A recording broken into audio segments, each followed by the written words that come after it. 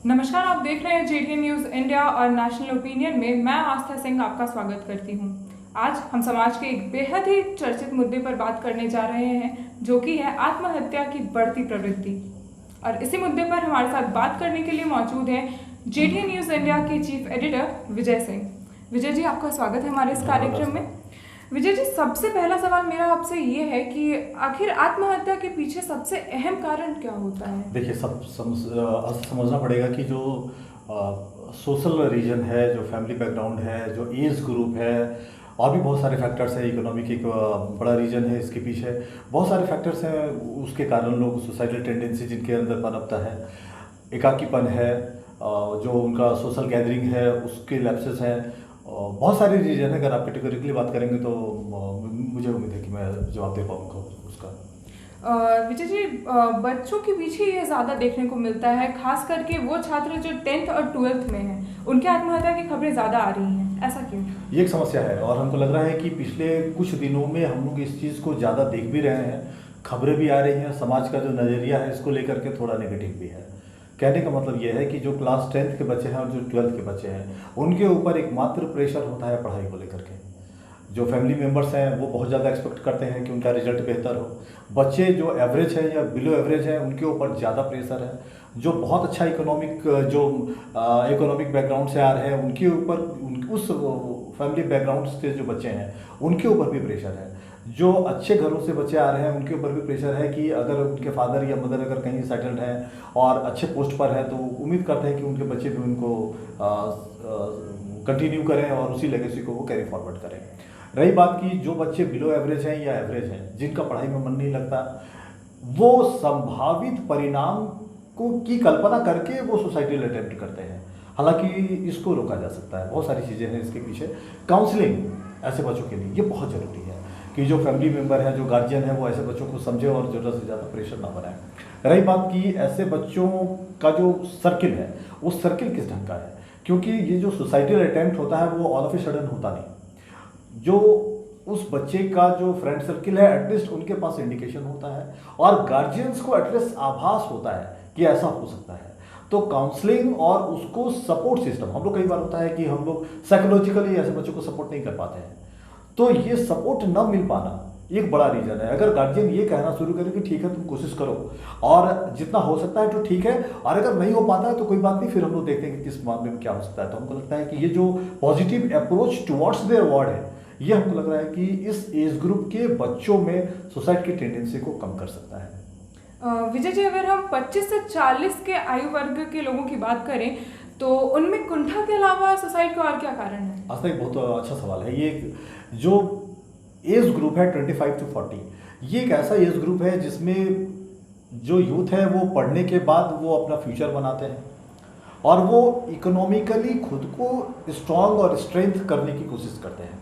Society में एक नाम कमाना चाहते हैं। कई बार इसके पीछे बहुत सारे रीज़न हैं। कई बार ऐसा होता है कि व्यक्ति कुंठित होता है, बहुत सारे रीज़न हैं उसके पीछे।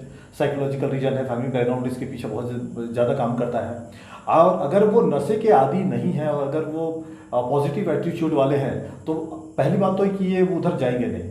लेकिन अगर उनके अंदर अगर थोड़ा सा भी अगर अनसक्सेस का अगर एक भाव अगर आ गया, अगर उनको लगा कि हम डिफीट हो रहे हैं लाइफ में, जो ऑब्जेक्टिव है जो उन्होंने प्लान किया था वो अचीव नहीं कर पा रहे हैं, तो ये दूसरा बड़ा रीजन है सेटबैक का। उनके अंदर ये जो प्रवृत्ति है, नेगेटिव थॉट जो है वो पनपता है और ये पनपने के बाद होता ये है कि वो कुंठित होना शुरू होते हैं, डिप्रेस्ड होना शुरू होते हैं। कई बार हम तो सुनते भी हैं कि डिप्रेशन की उनकी ट्रीटमेंट भी चलती है, कई बार वो दवाइयाँ लेते हैं और अंततः कई बार उनको सुसाइड अटेम्प्ट करना पड़ता है। एक रीज़न। दूसरा रीज़न ये है कि जिनके एक्सपेक्टेशंस बहुत हाई हैं लेकिन इकोनॉमिकली वो उनको फुलफिल नहीं कर पा रहे हैं। वो जो इकोनॉमिकल कंडीशन है उनका और जो उनका रिक्वायरमेंट है और जो उनका एम्बिशन है ये मैच नहीं करता है। और तीसरा जो सबसे बड़ा रीज़न है वो है फैमिली। कई बार ऐसा होता है कि इस एज ग्रुप में बहुत सारे फैमिली मैटर्स भी होते हैं जिसके कारण कि लोग तनाव में होते हैं और लोग सुसाइड अटेम्प्ट करते हैं।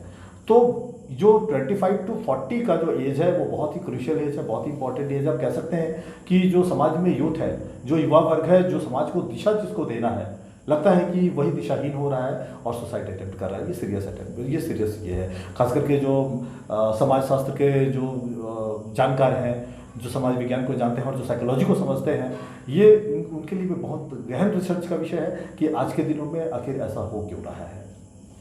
विजय जी, अगर हम लोग सेलिब्रिटीज़ की बात करें तो ऐसा माना जाता है कि उनके पास फेम, नेम, हर चीज़ होती है, फिर उनके सुसाइड करने का कारण क्या है? देखिए, जहाँ तक स्लैब्स का सवाल है, जो सेलिब्रिटीज़ हैं वो लाइट कैमरा साउंड वाले हैं, या सेलिब्रिटीज़ पॉलिटिकल फील्ड से हैं, या बहुत बड़े इकोनॉमिस्ट हैं, या बहुत बड़े बिजनेस टाइकून हैं, तो इस तरह के लोग जब सुसाइड अटेम्प्ट करते हैं, इसके पीछे 2-3 रीज़न है। पहला, जो सेलिब्रिटीज़ हैं, जो खास करके जो ग्लैमर वर्ल्ड से हैं, वो जब सुसाइड अटेम्प्ट करते हैं तो उनके अंदर एक असुरक्षा का भाव है।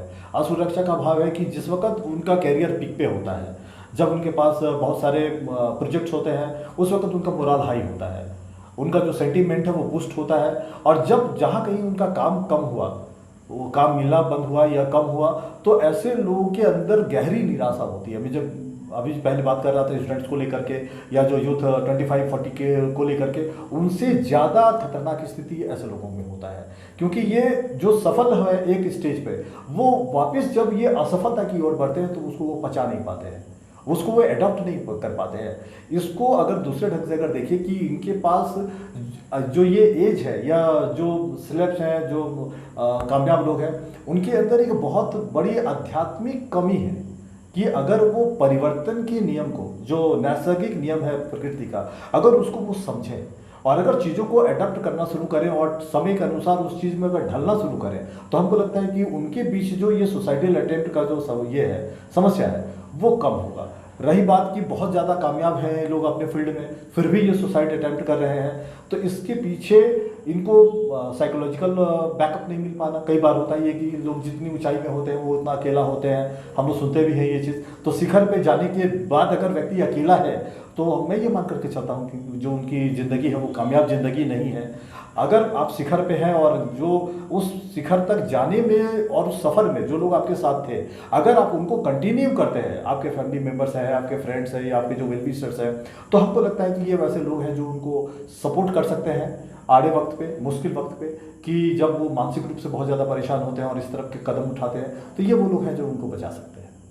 विजय जी, अब अगर हम बात करें समाज के एक ऐसे वर्ग की जिसमें ज़्यादा पढ़े लिखे लोग आते हैं, जिसमें कुछ एक IAS ऑफिसर्स भी हैं, तो खबरें आती हैं कि ऐसे लोग भी आत्महत्या करते हैं, तो इनके सुसाइड का एकमात्र रीज़न क्या हो सकता है? एकमात्र रीज़न इसके पीछे नहीं है, ये है कि अगर कोई बहुत ज़्यादा कामयाब है, बहुत ज़्यादा पढ़े लिखे लोग हैं, या बहुत इकोनॉमिकली बहुत मजबूत लोग भी हैं, वो भी सुसाइड करते हैं। और उनके खबरें आ रही हैं कि कई एक IAS अधिकारियों ने भी, महिलाओं या पुरुषों, उन लोगों ने भी सुसाइड कमिट किया है। तो इसके पीछे रीज़न ये है कि कामयाबी के बाद जब कभी होता है कि ऐसे लोगों का ईगो बहुत हाई होता है, खास करके जो बहुत ज़्यादा पढ़े लिखे लोग हैं या जो बहुत ज़्यादा कामयाब लोग हैं। बहुत ऐसे लोग हैं जो इस कार्यक्रम को देख रहे होंगे, शायद वो मेरी बात से सहमत हो भी सकते हैं और नहीं भी हो सकते हैं, कि ऐसे लोगों में जो ईगो है वो बहुत हाई होता है। जब कभी परिवार के अंदर या सर्किल के अंदर ईगो क्लैश करता है, तो उनके अंदर ये नेगेटिव थॉट पनपना शुरू होता है, वो डिप्रेस्ड होना शुरू होंगे। कभी होता है कि वो पॉलिटिकल प्रेशर के कारण काम नहीं कर पा रहे हैं तो वो कुंठित हो जाएंगे। कभी होता है कि उनके कलीग्स उनको परेशान कर रहे हैं, कभी मनचाहा प्रोजेक्ट उनको मिला है वो वापस छीन लिया जाता है, कोई इन्वेस्टिगेशन है, बहुत सारी चीज़ें हैं। तो इस चीज़ को लेकर के भी उनके अंदर नेगेटिव थॉट होता है।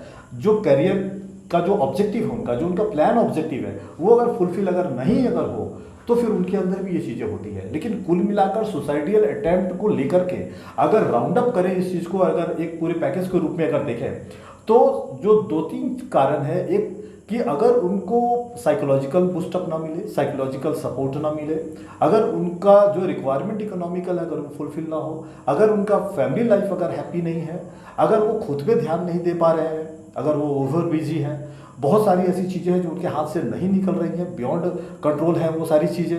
उस पर एक नेगेटिव है कि उनका हाई जो एक्सपेक्टेशन है वो कभी कभी उनको निराशा में डालता है। तो इस तरह के जो लोग हैं या इस तरह की जो प्रवृत्ति है वो हाई एक्सपेक्टेशन का भी नतीजा हो सकती है। तो व्यक्ति अगर क्षमता के भीतर अगर अपनी चीज़ों को प्लान करे और अगर अपने भविष्य को लेकर के एक योजना बनाए और पॉजिटिव थॉट के साथ अगर सोसाइटी में अगर प्रोसीड करता है, अच्छे लोगों की सर्किल अगर बनाता है, अच्छे दोस्तों की सर्किल बनाता है, और अगर परिवार से अगर उनको टाइमली अगर सपोर्ट अगर मिलता है, तो हमको नहीं लगता है कि इस तरह की घटनाएं समाज में होंगी। हालांकि ये अभी के समय में जो समाजशास्त्र के लोग हैं और जो साइकोलॉजिकल जो रिसर्च करने वाले लोग हैं, उनके लिए बहुत गहरी चिंता का विषय है। इसी साथ ही विजय जी, आपका बहुत बहुत शुक्रिया हमसे बात करने के लिए, वक्त निकालने के लिए।